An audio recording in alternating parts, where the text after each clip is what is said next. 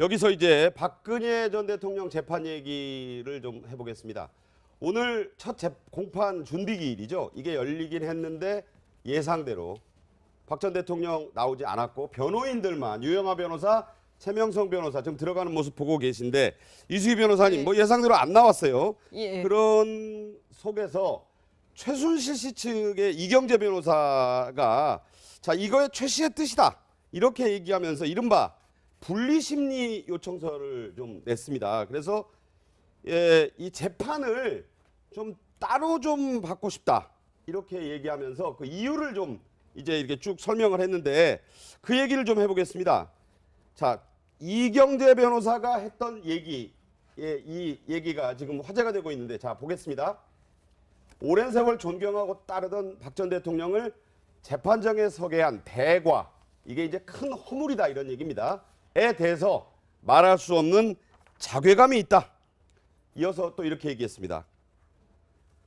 박 전 대통령과 같이 재판받는 건 피고인에게 살을 애는 고문과 마찬가지다. 검찰이 공동 피고인으로 기재하면서 신라 같은 희망은 날아갔고 최소한의 인간적 배려도 없어서 섭섭해하고 있다. 자 이게 이제 최순실 씨의 얘기라는 거예요. 지금 이제 보면은 오늘 재판 준비 절차인데 네. 아마 재판부에서 주 3회로 그 재판을 진행을 하는데 월화는 최순실하고 병합해서 재판을 진행하고 한 번은 이제 그게 하루는 박근혜 전 대통령 혼자 재판을 받게 된다. 그렇게 진행하겠다라고 이제 밝힌 것 같아요. 네. 그러면 이제 최순실과 박근혜 전 대통령이 이제 사건이 병합이 되면 피고인이 같이 만날 수밖에 없어요. 그럼 법정에서 두 사람이 만나야 되는데 그 상황에 대해서 이경재 변호사가 분리해서 해달라, 병합하지 말아달라라는 이제 뭐 살을 내는 고문이다 이런 표현까지 이런 했네요. 요청을 했는데 이거는 지금 최순실 씨가 보여주는 지금 입장하고 좀 많이 달라요. 대과라고 얘기를 했지만 네. 대과에 대해서 말할 수 없는 자괴감을 느낀다라고 하는데 또 뭐 그 KD 코퍼레이션 그 사장 부부에게서 뭐 돈 받은 거라든가 이런 거를 샤넬백 받은 거. 예, 예. 다 부인하고 있잖아요. 그러면서 무슨 대과에 대해서 자괴감을 느낀다는 건지 이건 아마 변호인이 그 재판정에서 법정에서 두 사람이 만나는 상황, 병합돼서 사건이 처리되는 걸 막기 위한 변호인의 뭐 언어라고 보이고 최순실 씨 입장에서는 만나는 것이 아무래도 좀 두려운 면도 있겠죠. 본인이 편하지 않겠죠. 재판을 진행하는데. 네. 저는 뭐 최순실 씨 본인을 위한 선택이라는 생각이 듭니다. 뭐 본인을 위한 선택이라고 하셨는데 최순실 씨 같은 경우는 이전에 자기가 박근혜 전 대통령에게 뭐 재판을 어떻게 해야 된다 이런 얘기도 해주고 싶고 심지어 증언도 하겠다 이런 얘기까지 하지 않았었습니까? 근데 그때 생각하고 지금 생각하고 또 다른 거죠. 지금 곰곰이 생각해 보면 여하튼 본인이 이렇게 이제 기소가 되고 재판을 앞두고 있으면 형량을 어떻게든지 최소화시키고자 하는 게 그 저 상태에서의 최순실이 아니더라도 네네. 인간이라면 누구나 그런 본능적 욕구 가질 거 아니에요. 그런데 네, 그렇죠. 박근혜 전 대통령이 뭐라고 그랬어요? 주변 관리 잘못한 거. 박근혜 전 대통령이 인정한 본인의 과오는 딱 한 가지입니다. 최순실 관리 못한 주변 거. 관리 잘못이에요. 특히요. 예, 예. 주변 관리 잘못인데 그러니까 무슨 뇌물죄 이런 것도 내가 모르는 사이에 최순실이라는 사람이 나를 팔아먹으면서 막 이렇게 해먹은 거 아니냐 이런 여태까지 주장 아니에요. 근데 그렇죠. 같이 재판을 받다 보면요 아무래도 최순실 본인이 모시던 사람이다 보니까 심리적으로 상당히 부담이 되고 위축될 수밖에 없기 때문에 네. 거기서 예를 들면 박근혜 전 대통령하고 다퉈야 되는 순간이 올 수도 있는데 네. 그런 상황 자체가 이게 박 전 대통령 없는 자리에서 자기 주장을 좀 최대한 해가면서 네. 재판을 받고 싶어서 이러는 게 아닌가 싶습니다. 네, 제가 자 볼 최순실 씨 이렇게 요구는 하긴 했지만 보면 어쨌든 박근혜 전 대통령 재판 주 3회 열리고요. 매주 월화는 최순실 씨 뇌물죄 재판과 병합이 됩니다. 그럼 볼 수밖에 없는 거 아닙니까? 그렇죠. 뭐 제가 볼 때는 우선 뭐 그동안 최순실 씨가 이런 그 국정농단에 대해서 기본적으로 하나는 네. 박근혜 대통령의 지시를 받아서 했다는 네, 거. 그렇죠. 자기는 실행했다는 거고 그렇죠. 또 하나는 고영태 뭐 이런 사람들이 말하자면 자기를 이용해서 이렇게 폭로한 거, 기획 폭로다. 이런 거고 나는 죄가 없다. 그런 입장 아니었겠습니까? 그렇죠. 그런데 그런 내용을 박 전 대통령이 있는 그런 병합 심리하는 자리에서 주장하기에는 본인도 얼굴이 뜨겁겠죠. 또 뭐 그동안 모셨던 그런 것 또 있기 때문에 여러 가지로 뭐 껄끄러운 것은 있겠지만 그럼에도 불구하고 최순실이 자기가 지금 자괴감을 느끼고 자기가 무슨 고문을 당하는 것 같은 느낌. 살을 낸다고 국민들은 예. 최순실 때문에 얼마나 많은 고통을 겪었고 그러니까요. 심리적인 타격을 받았. 이 나라가 지금 대통령이 탄핵을 받아서 구속되는 이 상황까지를 만든 사람이 네, 네. 내가 좀 법정에서 서면은 뭐 박 전 대통령 오고 모양상 내 심리적으로 어려우니까 피해달라. 이게 말이 되는 소리입니까? 네. 이게 언어 도단이라는 거예요. 네. 자, 언어 도단이란 말씀이 있었습니다.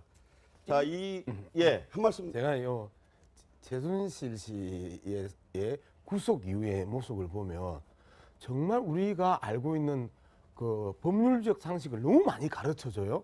예, 예. 지난번에도 말씀드렸던 네. 것처럼 검찰이 나오라고 해도 몸이 안 좋다고 안 나가고 그렇죠. 재판정에도 잘 안 가고 저 안 가도 되는지 그때 처음 공- 알았어요. 공황장애 뭐 얘기 나오고요. 그다음에 예. 네. 누구랑 병합 심리도 하지 말게 해달라고 네. 요구하면서 참 뻔뻔한데 제가 보기에는 장시호 씨하고 최순실 씨하고 계속 그 같이 병합 심리를 받을 때 많은 기자들이 이런 표현을 썼습니다. 최순실, 장시호를 향해 싸늘한 눈빛. 그러니까요. 이런 맞아요. 표현을 했었죠. 기억나요. 네, 네. 만약에 박근혜 전 대통령과 최순실이 같이 앉아 있으면 박근혜 전 대통령, 최순실을 향해 싸늘한 눈빛.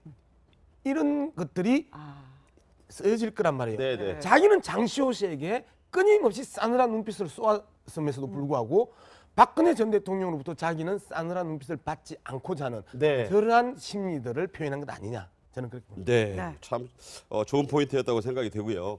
고맙습니다. 웬일이에요.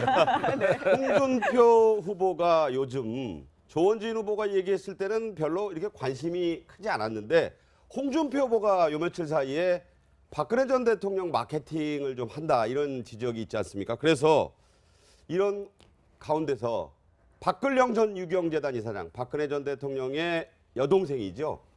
지지 선언을 했습니다. 홍준표 후보 지지 선언. 그 얘기 좀 하겠습니다. 들어보시죠. 뿔뿔이 흩어진 박정희 대통령 지지 세력과 박근혜 대통령 지지 세력이 하나로 뭉치면 홍준표 후보의 당선은 삼척동자도 아는 상식입니다. 억울한 누명을 쓰고 순교한 박근혜 대통령을 살려줄 유일한 대통령 후보는 기호 2번 홍준표 후보입니다. 사전에 좀 말씀이 그건 제가 면회가 안 되는데 그런 것이 아니고 우익을 대표하는 정당에서 대통령이 나오셔야 된다는 그런 우리가 위기감을 느끼고 있습니다. 박근혜 대통령이 다시 명예를 찾는 것이라고 생각합니다. 네, 지금 보면 박근령 씨, 박 전 대통령의 뜻이냐는 질문에 지금 면회가 안 돼서 뭐 그런 건 아니다 이렇게 얘기했는데 전 개인적으로 그러면 홍준표 후보는 이걸 원했을까 이런 궁금증이 좀 들긴 하더라고요. 아니 홍준표 후보는 원했어요. 아, 원했다고 네. 봐요. 왜냐하면 그 서울역인가 어디 코엑스 앞에 유세할 때 네. 지금 뭐 사면이라는 건 형이 확정돼야지 하는 거니까 지금 얘기하는 것 자체가 안 맞지만 박근혜 전 대통령이 건강이 안 좋다는 소식도 있으니까 병원에 보내달라고 본인이 그게 구호를 외쳤어요. 그렇죠. 그 예. 순간에 이른바 태극기 집회에 나왔던 그 분들이 굉장히 열광적으로 그 호응을 했거든요. 예, 들었죠. 저희도. 그리고 이제 그 또 홍준표 후보가 말이에요. 본인이 당선이 되면 박근혜 탄핵에 대해서 뭔가 왜 이런 일들이 좀 이루어진 건지 자기 진실을 규명해 보겠다. 또 이런 발언도 하고 그러니까 이제 이전부터도 얘기했지만 홍 후보의 어떻게 보면 그 양면성 그러니까 양쪽을 다 좀 포용하고자 하는 그러니까 양박이란 말도 본인이 만들어낸 네. 신조어인데 네. 박근혜 병원 보내자는 얘기도 본인이 또 가장 강력하게 주장을 하고 네, 있는 네, 네. 이런 건데 이제 문제는 저렇게 이제 보수만 다시 그 결집하면은 이길 수 있는가? 아까부터 제가 계속 얘기하지만 네, 네. 이게 좀 힘들어 보인다는데 지금 저 가장 큰 문제점이 있는 것 같습니다. 네. 배려도 없어서 섭섭해하고 있다.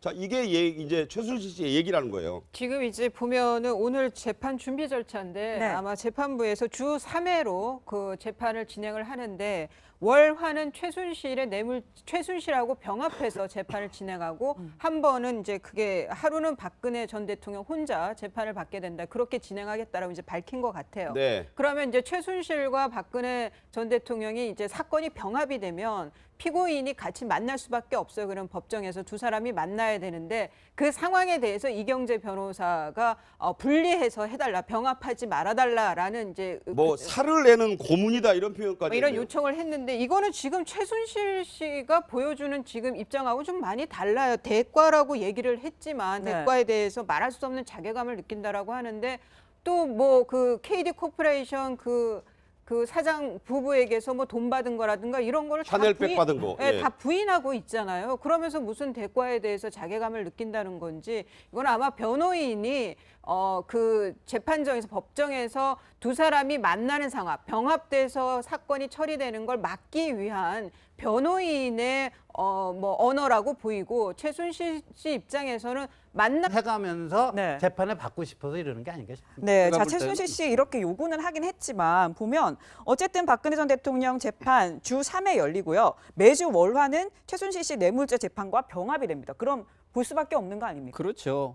뭐 제가 볼 때는 우선 뭐 그동안 최순실 씨가 이런 그 국정농단에 대해서 기본적으로 하나는 네. 박근혜 대통령의 지시를 받아서 했다는 거. 네, 그렇죠. 자기는 실행했다는 거고 그렇죠. 또 하나는 고영태 음. 뭐 이런 사람들이 말하자면 자기를 이용해서 이렇게 폭로한 거, 기획 폭로다. 이런 거고 나는 죄가 없다. 그런 입장 아니었겠습니까? 그렇죠. 그런데 그런 내용을 박 전 대통령이 있는 그런 병합 심리하는 자리에서 주장하기에는 본인도 얼굴이 뜨겁겠죠. 또 뭐 그동안 모셨던 그런 것도 있기 때문에 여러 가지로 뭐 껄끄러운 것은 있겠지만 그럼에도 불구하고 최순실이 자기가 지금 자괴감을 느끼고 자기가 무슨 고문을 당한 것 같은 느낌. 살을 낸다고 국민들은 예. 최순실 때문에 얼마나 많은 고통을 겪었고 그러니까요. 심리적인 타격을 받았.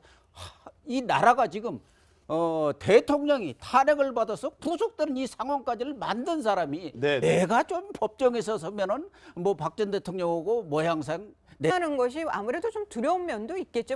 본인이 편하지 않겠죠. 재판을 진행하는데. 네. 저는 뭐 최순실 씨 본인을 위한 선택이라는 생각이 듭니다. 뭐 본인을 위한 선택이라고 하셨는데 최순실 씨 같은 경우는 이전에 자기가 박근혜 전 대통령에게 뭐 재판을 어떻게 해야 된다 이런 얘기도 해주고 싶고 심지어 증언도 하겠다 이런 얘기까지 하지 않았었습니까? 근데 그때 생각하고 지금 생각하고 또 다른 거죠. 지금 곰곰이 생각해 보면 여하튼 본인이 이렇게 이제 기소가 되고 재판을 앞두고 있으면 형량을 어떻게든지 최소화시키고자 하는 게 그 저 상태에서의 최순실이 아니더라도 네, 네. 인간이라면 누구나 그런 본능적 욕구 가질 거 아니에요. 그런데 네, 그렇죠. 박근혜 전 대통령이 뭐라고 그랬어요? 주변 관리 잘못한 거.